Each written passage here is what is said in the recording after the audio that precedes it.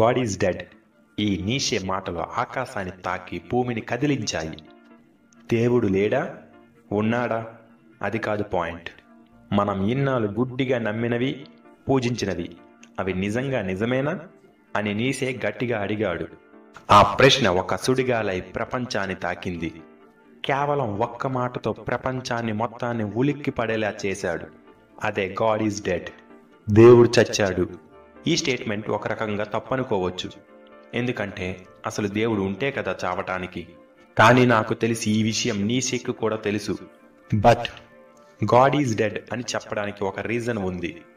మీరు గనుక గమనిస్తే దేవుడు లేడు, గాడిద గుడ్డు లేదు.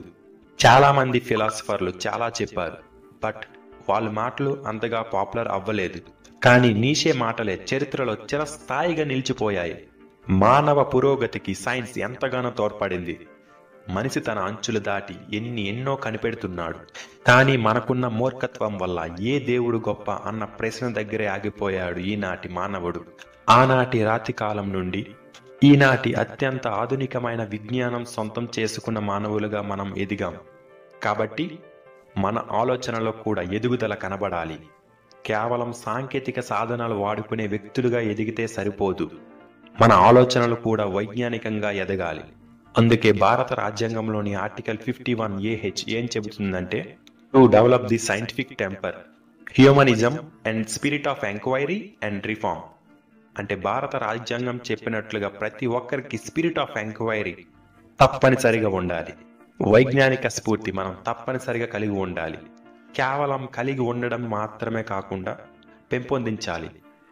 బుద్ధుడు ఎప్పుడో చెప్పాడు, 2000 సంవత్సరాల క్రితం ఈ గడ్డ మీద పుట్టిన బుద్ధుడు ఒక మాట చెప్పాడు.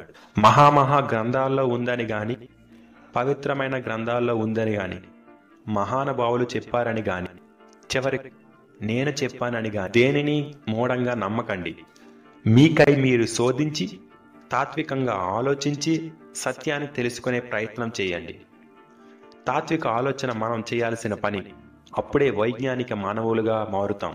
మతం పేరుతో, మూఢనమ్మకాల పేరుతో ఎల్లకాలం అజ్ఞానంలో ఉండిపోతే మిత్రమా, నువ్వు ప్రపంచంతో వెనుకబడి ఉంటావు. అంతేకాదు, మీరు ఎప్పుడైనా దేవుడి కోసం లోతుగా ఆలోచించారా? ఎన్ని తరాలు మారినా గాడ్ విషయంలో ఘర్షణ జరుగుతూనే ఉంది. ఈ భేదాభిప్రాయం ఎందుకో తెలుసా? దేవుడిని నమ్మే వాళ్ళు కొంతమంది అయితే దేవుడిని నమ్మని వాళ్ళు ఇంకొంతమంది. ఇలా ప్రజల్లో ఒకే విషయంలో 2 అభిప్రాయాలు ఉండబట్టే గాడ్ ఇప్పటికీ ట్రెండింగ్ టాపిక్. అలా కాకుండా